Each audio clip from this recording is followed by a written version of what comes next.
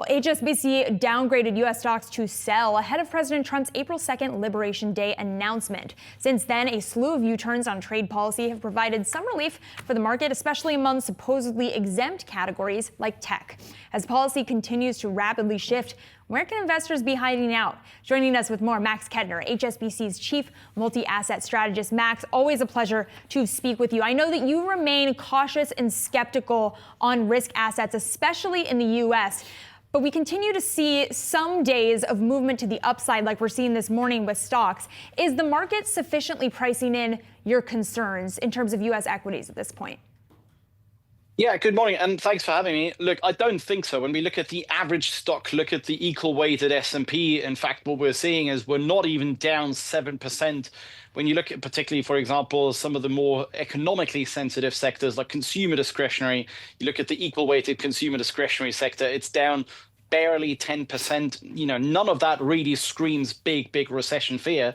I think what we are seeing right now is sort of the market clinging on to every possible positive news in terms of the tariff, the tariff campaign from President Trump. I'm not particularly sure whether the market really has got it right there, to be perfectly honest, because all these flip-floppings, all the U-turns that we're seeing, certainly that is not the environment where now in the Q1 reporting season, where corporates, CEOs, CFOs will really be full of confidence and will be very happy to provide guidance for the rest of the year, let alone guidance that might be even better than we thought. So, I think that the worry I have, particularly for the next 2-3 weeks, is that it's not only the broader equity market, but also the bigger companies, the mega caps perhaps, where either we're going to see corporate guidance for the rest of the year being pulled, or maybe even cut quite aggressively in light of all these external headwinds. What do you make of that guidance so far, Max? All of the big banks coming out with better than expected guidance pretty much across the board. You've got even J&J this morning, and we still don't even know what the pharmaceutical tariff rate is going to be, and maintaining their forward EPS guidance. Can we trust guidance in this environment? I would take it with a huge pinch of salt. I think we've seen in some of the banks as well. Last week, for example, JP Morgan, we saw some of the loan loss provisions materially higher, at least relative to our own analysts' expectations. So clearly, I think the market again is clinging on to the positive news, but it's sort of burying the more negative news flow at the moment. I'm not sure how long that will hold. I think what we're in right now is the sort of classic bear market rally stage where sentiment is so clean, and I think that's what we are seeing. We've just looked at our sort of aggregate 20 sentiment and position indicators, and yes, it really has been sending the biggest buy signal in about 2.5 years. That, of course, rests on the assumption that we have either more policy clarity or at least we don't have more negative news on the policy front, both of which looks really questionable, I think, for the next couple of weeks and months. So, Max, what are the safe havens in this environment? I know you don't foresee a lot of safety in the U.S. dollar or in U.S. bonds. Yeah, I mean, you guys were just talking about it, about treasuries and about the US and then the negative equity bond correlation no longer really being present at the moment. So that to us really means, from a safe haven perspective, much more into things like the Japanese yen, right? So you raise some cash. You guys were talking about it before. When you raise some cash, so what do? You probably go into things like the Japanese yen.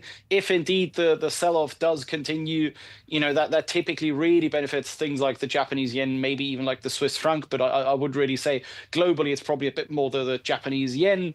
As US yields, even if they come down, fine. Maybe it's then recession fears if they come down, but it's very US-centric recession fears. Is that good for the dollar? Not really. If yields go up, maybe because of either debt sustainability concerns or because of concerns around stagflation. Again, both of which would really not be positive for the dollar, let alone for the long end. So it is much more Japanese yen, I would say, also under the scenarios of debt sustainability concerns or concerns around stagflation. Indeed, even if it was full-blown recession concerns, it's probably much more gold where you want to be in rather than really long end treasuries, because in two of those three scenarios, clearly gold winning out. In one of them, in the recession scenario, probably gold performing sort of in line with US rates. So I'd much rather be buying gold still at these levels. Yeah. Still buying gold even at these levels, Max. I do want to bring in Jon. He's got a question for you, Max.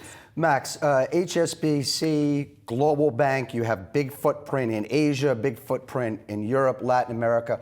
What is your client base saying to you about its willingness outside of the U.S., your client base outside of the U.S., about its willingness to commit to U.S. dollar investments, treasuries, equities, whatever the case may be?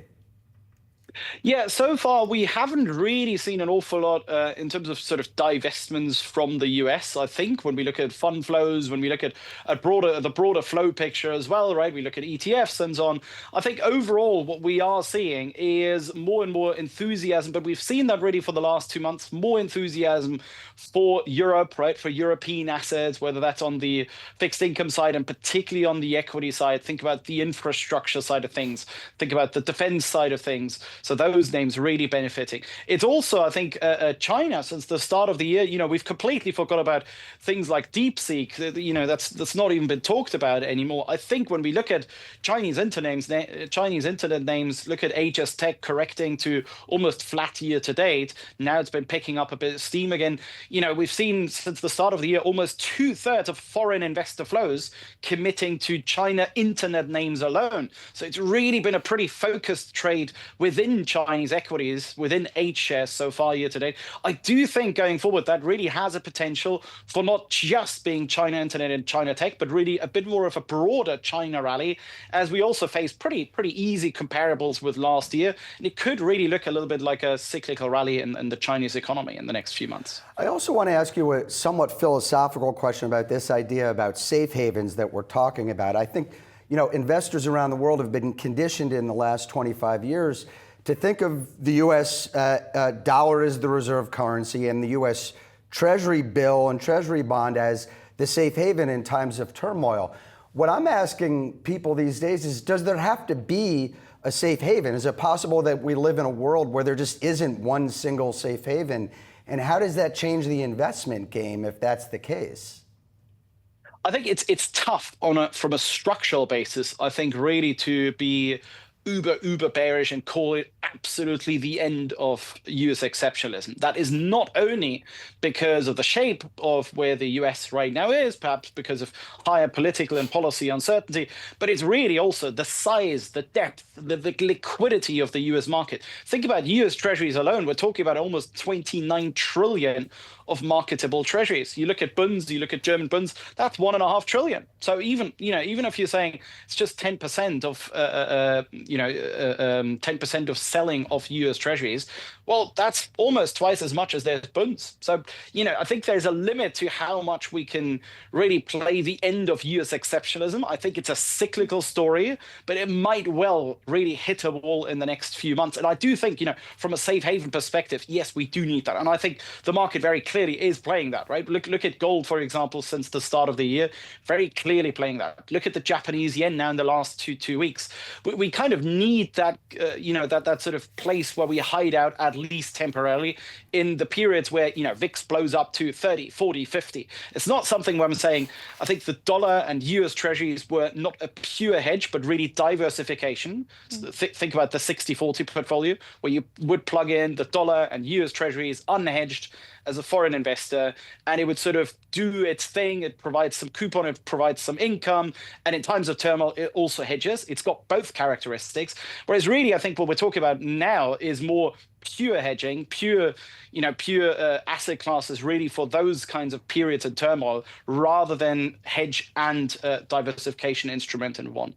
Max, I can't help but feel it's very American of us to feel like there are no safe havens left just because the bond market and the US dollar are having a little bit of volatility. Where do you see the most safety in emerging markets outside of the US?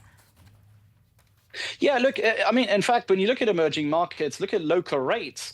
It's astonishing. When we look at the 2010s, for example, in the 2010s, we would have thought, okay, where's the spillovers? What's the next emerging market that is going to be hurt? Remember, we had the fragile 5 in 2013, and now you look at an EM local rate, you look at EM local debt over the last month and a half, it's actually up 2%. A lot of that, of course, is FX. But, EM debt has actually been pretty stable. I would say on the EM local debt side, there's countries like India paying you 6.5% on the long end. That looks really attractive. Also places like Mexico, even Mexico, we get almost 5.5% real rates on the long end, really attractive there. So there are places to hide out, even I think in some of the more higher beta names, I think, in emerging markets. And from an equity perspective, clearly, I think China, particularly also from a diversification perspective, I think really there is some potential for the rally to broaden out away from playing only DeepSeek and AI broadening away from that, and also going a bit more into playing a little bit of a mini cyclical recovery in China. All right, Max, always amazing perspective. Thank you so much for joining us. Really appreciate it.